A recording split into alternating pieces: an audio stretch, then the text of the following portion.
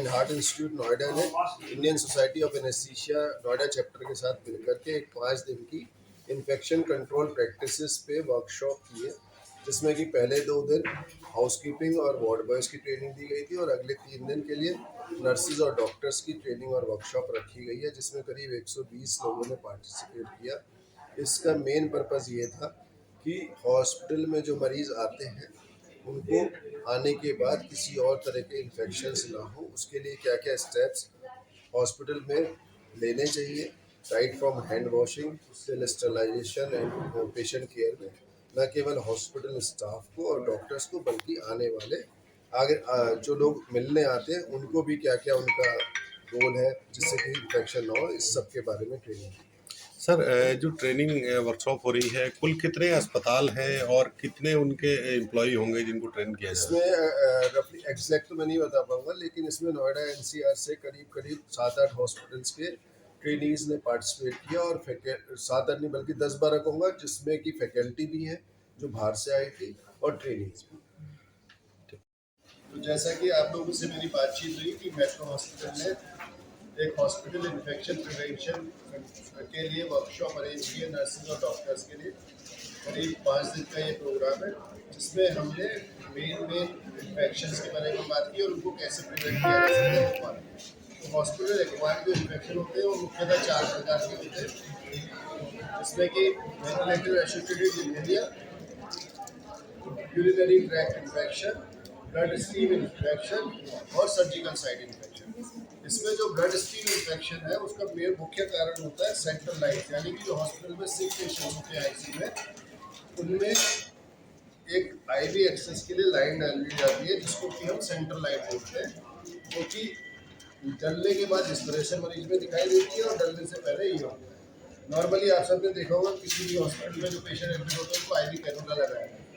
जो कम बीमार मरीज होता है जिनको कम दवाइयों की ज़रूरत होती है वो उससे काम चल जाता है, लेकिन जो ज़्यादा सिक मरीज होते हैं जिनको ज़्यादा दवाइयाँ देने की ज़रूरत है उनके लिए ये यूज़ किया जाता है। इन्फेक्शन, अब ये डमी हमने इसलिए यूज़ किया कि हम सबको ट्रेनिंग दे सकें कि किस तरह से इन्फेक्शन को प्रिवेंट करना है। तो पहला स्टेप होता है हैंड हाइजीन, किसी भी चीज़ का हमारे हाथ साफ होने चाहिए।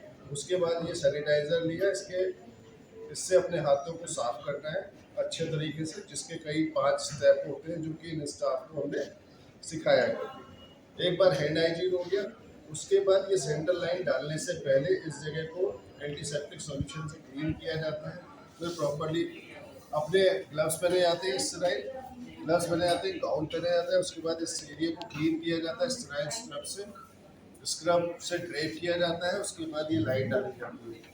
लाइन डालने के बाद इसको फिक्स करना भी जो है एक इम्पॉर्टेंट पार्ट है, और किस तरह की ड्रेसिंग से वो फिक्स होना चाहिए और प्रॉपरली फिक्स होना चाहिए। ये तो डालने का प्रोसीजर हो गया। उसके बाद ये लाइन पेशेंट में कई दिन तक पड़ी रह सकती है। उस दौरान जो मरीज में जब जब नर्सेस को यूज़ करना है, तो उसमें मान लीजिए हमें दवाई देनी है, तो पहले ये डिस्कनेक्ट किया, फिर एक स्टेराइल स्वैब आता है उससे क्लीन करना है दवाई देने से पहले, फिर एस्पिरेट करना है। दवाई देने के बाद इसमें फ्लश करा जाता है, फिर से क्लीन किया जाता है, फिर से Hello, good afternoon everyone. Myself Shilpa, I am a trainer here from Helmir. So Helmir usually provides you multiple IVSS lines, different it could be about the central line, it could be about the IV cannulas, mid-line cannulas. We have multiple catheters in the market, but here right now we are going to provide you a training on infection prevention control.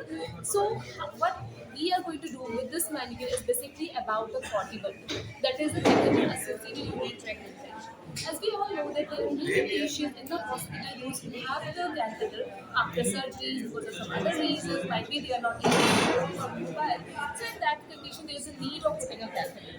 So when the patient is having a catheter, it's our prime responsibility to prevent our patient from any type of the infection. And that is mainly about the catheter associated. Because if we are not providing a proper care to the patient will likely get infection from that catheter, because we have indwelled something inside the patient body that is, we can say that it is not normal, right?